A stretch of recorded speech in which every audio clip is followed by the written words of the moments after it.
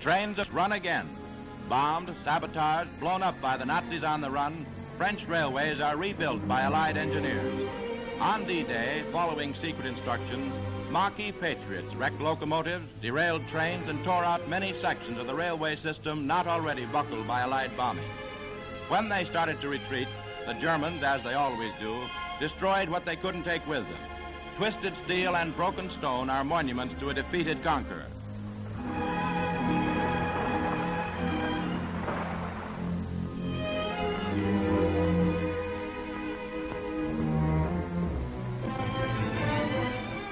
The Nazis burned their bridges behind them.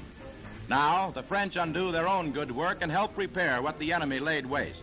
One by one, the rivers of France are crossed.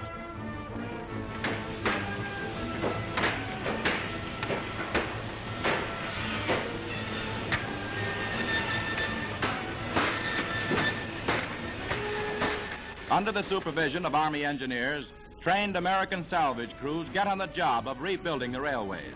Working fast, these soldiers clear away the debris from dynamited bridges, swing new girders and supports into place.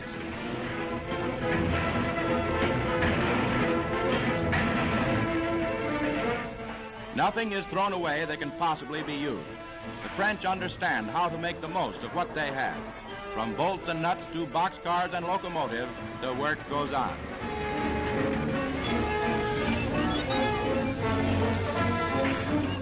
Brought from America, stored in England, and now shipped in this specially designed craft across the channel, these tank cars are ready to roll from the beachhead to the front. With them come locomotives to replace those the Nazis wrecked. Boxcar after boxcar, a supply train for the armies to the east. A salvage train follows, taking skilled repairmen further up the line. Each of these railway ties serves to bring supplies 2 feet closer to the front. Foot by foot, mile by mile, the ruined railways are restored.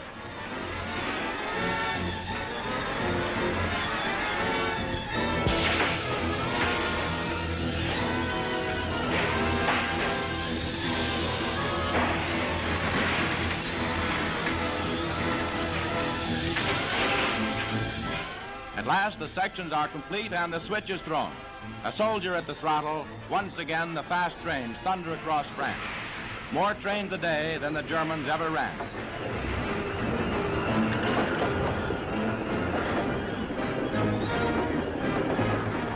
First priority goes to hospital trains carrying the wounded, Allied or enemy, back from battle.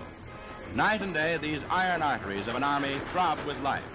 Gas and oil for the tanks on the battlefront. Together, Frenchmen and Americans have done the job.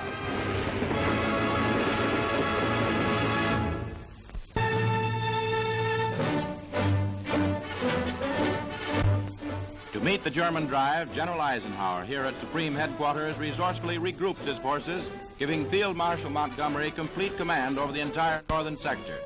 With Britain's famous Monty cleverly holding Rundstedt back in the north, his American counterpart, General Bradley, blocks the Nazis in the south. The great strategists in the British and American air and ground forces plan the Allied tactics. Britain's Air Marshal Tedder, Allied Supreme Commander Eisenhower, and Field Marshal Montgomery with their aides discuss military operations to stem the Nazi forces blasting through the Ardennes forest.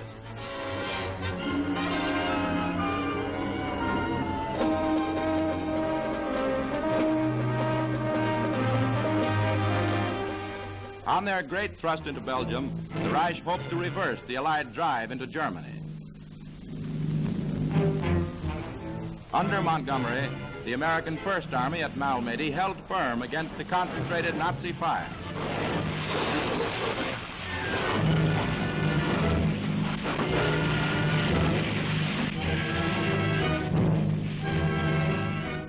Malmedy is rubble and ruin, but the Allied lines are intact.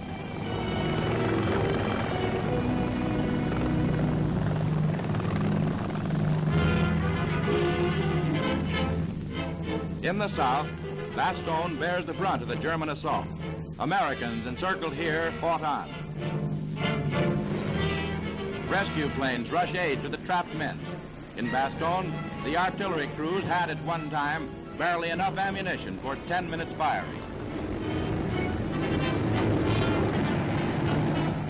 Gliders brought doctors and medical supplies through to the trapped troops who defiantly refused every German offer to surrender.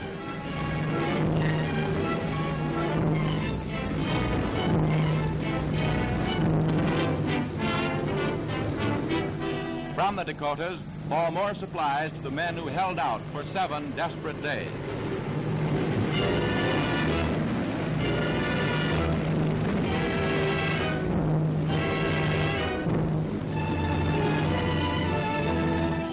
In one day alone, 400 American planes dropped 2,800 bundles of food and ammunition.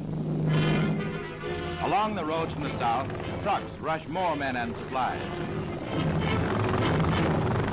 Escorted by clattering tanks, the relief column makes its way through the German line.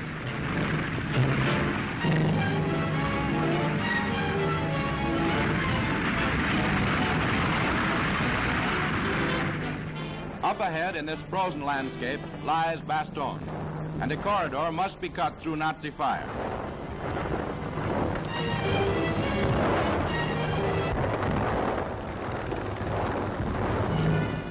German losses in the Ardennes offensive reach a record 100,000 killed, wounded, and captured. Nazi prisoners alone for all of 1944 total 1.75 million on all European fronts. Hundreds of German tanks are destroyed.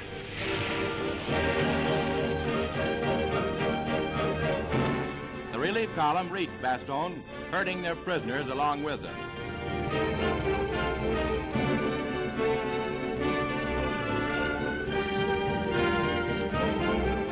General McAuliffe is congratulated on his defense of the city by General Taylor, who, in America, when the offensive started, flew the Atlantic to join his besieged men. The men of Bastogne laughed once again.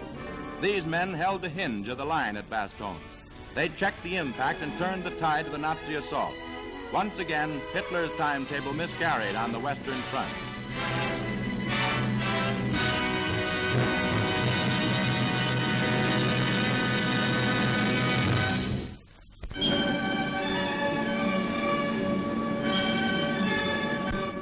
In the dawn of a new day east of the Vistula, Russian armored forces attacked Praga in Poland in their drive on Warsaw. Colonel General Kosakov and his staff order a barrage of intense gunfire.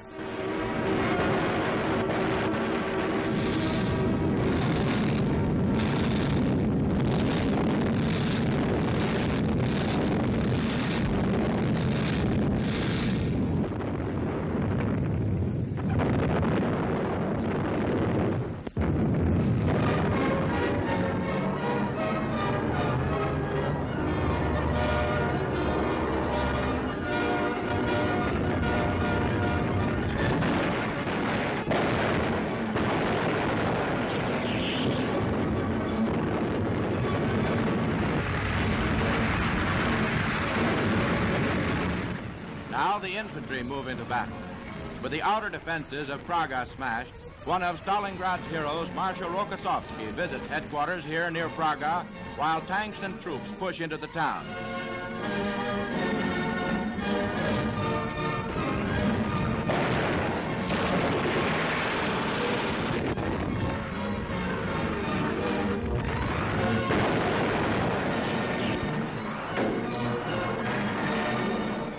Polish regiments fighting with the Russians march ahead of the army through Praga's streets and receive a warm welcome. On the road to Warsaw, the Russian victory at Praga foretells the day of liberation for Poland.